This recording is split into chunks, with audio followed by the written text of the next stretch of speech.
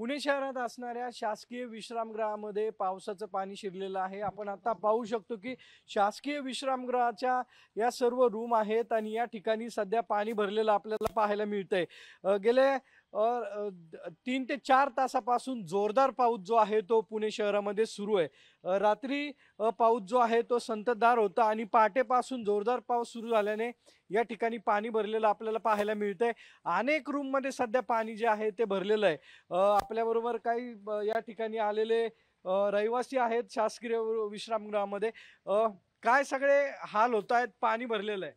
आपण पाहत असाल की जेव्हा जेव्हा पाऊस येतो त्या पावसाळ्यामध्ये या ठिकाणी आयबी गेस्ट हाऊस, ज्याला आमदार निवास म्हणून देखील ओळख आहे, ते नेहमी पाण्यामध्ये तुंबलेलं दिसतं। तळ जसं एक तळं असतं तसं तळ्याचं स्वरूप या ठिकाणी येतात। गाड्या याच्या खाली जातात, लोकांच्या गैरसोयी होतात। आपल्याला माहिती आहे की पुण्यामध्ये पालखीचं आगमन आहे आणि पालखीच्या आगमना दिवशी मोठ्या प्रमाणात या ठिकाणी वारकरी बांधव या कार्यक्रमाला येणार आहेत। आयबी गेस्ट हाऊसला काही लोक थांबतात देखील, मग त्यांची देखील गैरसोय जर शासनाकडं आणि टी व्ही माध्यमाच्या वारंवार याच्यावरती बातम्या येत असेल, वृत्त येत असेल, तरी देखील याची दखल घेतली जात नसेल तर पीडब्ल्यूडी खातं करतं काय? नक्की पीडब्ल्यूडी काय खातं जे आहे ते काय करते, काय हाल झाले, पाणी भरले सगळं?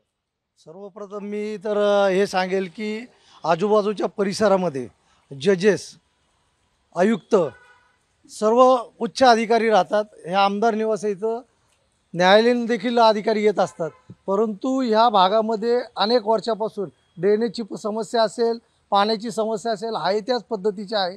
गेल्या 4 दिवसापूर्वीच आपल्याच माध्यमातून या ठिकाणी अनेक गाड्या पाण्याखाली दाखवल्या होत्या। त्याच्यानंतर देखील पीडब्ल्यूडीने कोणत्याही पद्धतीने या ठिकाणी उपाययोजना केल्या नाही।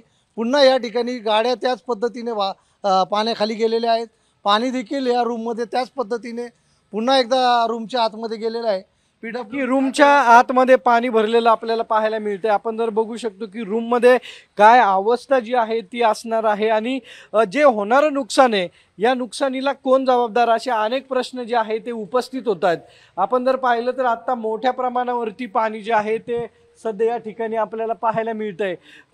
आता जर पाहू शकतो आपण की या ठिकाणी येणाऱ्या जे रहिवासी असतील किंवा उच्च अधिकारी असतील त्यांना याचा फटका जो आहे तो बसलेला आपल्याला पाहायला मिळतोय। पुणे शहरात अनेक ठिकाणी जोरदार पाऊस जो आहे तो पहाटेपासून सुरू आहे आणि याच पावसाचा फटका जो आहे तो आपल्याला बसलेला पाहायला मिळतोय।